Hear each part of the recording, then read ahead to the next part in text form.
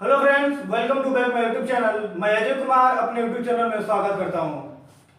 आज हम लोग फिर इक्वेशन ऑफ मोशन के वीडियो लेकर आए हुए हैं। इसमें हम लोग देखेंगे थर्ड इक्वेशन कैसे सॉल्व किया जाए, थर्ड इक्वेशन कैसे आया, वो हम ग्राफ वीडियो देखने वाले हैं। इससे पहले मैं दो वीडियो अपलोड कर दिए हैं, first equation and second equation.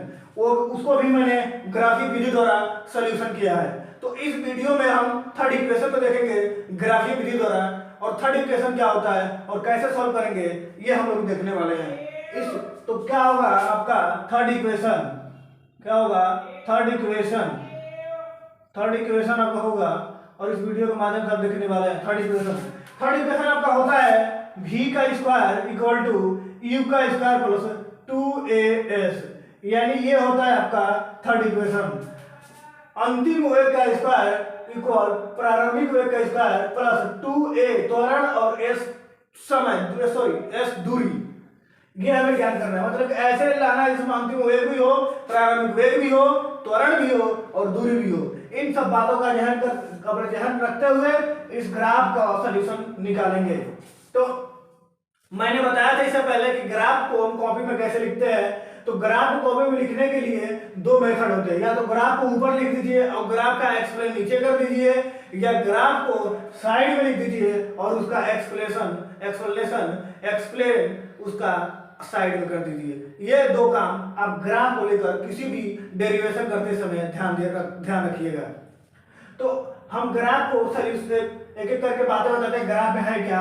तो पहली रेखा, ग्राफ में दो रेखा लिया, एक एक्स अक्ष एक वाई अक्ष, और एक्स अक्ष वाई अक्ष के पॉइंट पर काट रहे हैं ओ पॉइंट है, और ओ से ए तक की दूरी को यू लिया, और आप देख सकते हैं कि ये रेखा और ये रेखा दोनों आपस में समांतर है। तो समांतर रेखा वह रेखा होती है जो एक दूसरे को कभी नहीं काटती है और दोनों का मान हमेशा इक्वल होता है। तो जब दोनों का मान इक्वल होगा तो इसका मान इतना u है, तो यहां से यहां तक के मान भी u होगा, मतलब कि प्रारंभिक वेग ही होगा।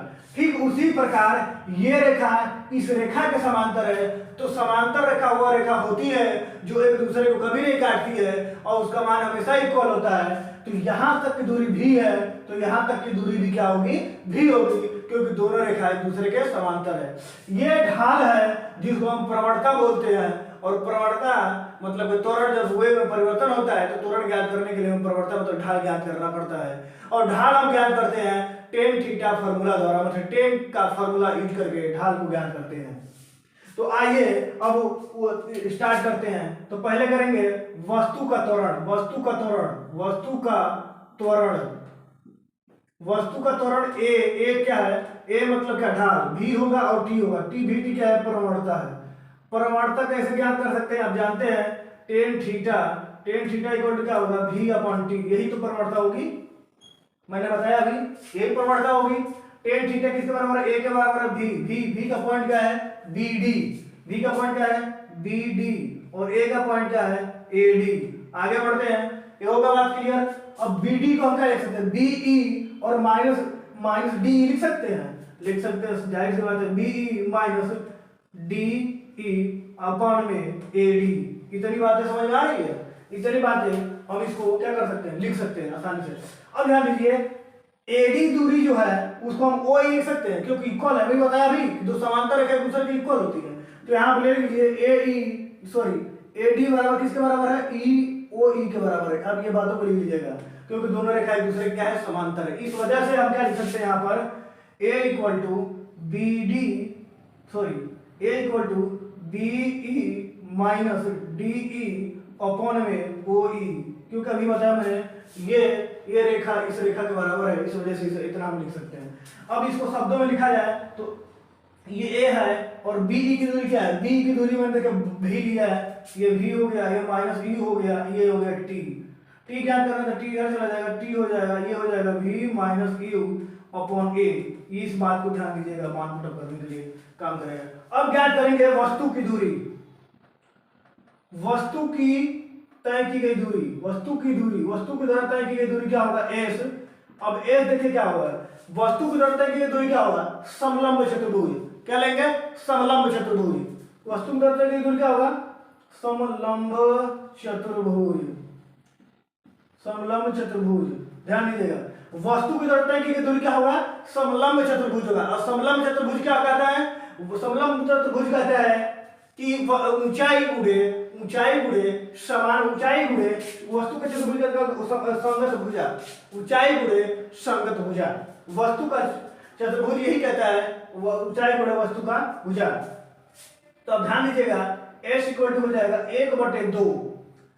अब यह बनेगा 1/2। अब उसका संगत भुजा क्या है, OA और गुणे OE, संगत भुजा OEB।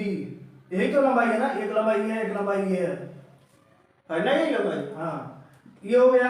और गुण क्या कहा है, संगत भुजा। संगत भुजा क्या है, संगत भुजा का क्या है, OE है, संगत भुजा OE। आई होप इतनी बातें क्लियर आई होगी। ठीक, अब यहां पर देखिए OE को इधर भेजते हैं तो क्या होगा, S equal to 1/2 OA into EB into OE की जगह हम लिख सकते हैं, इसको मैंने अगर इधर में जाया होता तो इसको हम लिखते शब्दों में क्या लिख सकते थे, BE माइनस OE अपॉन में BE माइनस अपॉन A, इतना लग सकते हैं। अरे डायरेक्ट शब्दों में लिख देते फिर क्या दिक्कत है, इस शब्दों को इसको लिख देते हैं।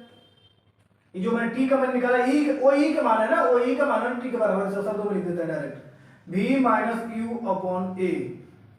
अब S इक्वल टू देखिए 1/2, ध्यान दीजिए OE का मान क्या है, U है, और प्लस ये B है, इंटू क्या हो जाएगा B minus U upon A। ये सब लोग ध्यान दिया होगा। अब यहाँ देखिए 1/2, एक क्वेश्चन में प्लस B, एक क्वेश्चन में माइनस B, क्या हो जाएगा, एक क्वेश्चन में प्लस B, एक क्वेश्चन में माइनस B, क्या होगा, तो V का स्क्वायर माइनस U का स्क्वायर अपॉन A होगा। अब इक्वल टू S।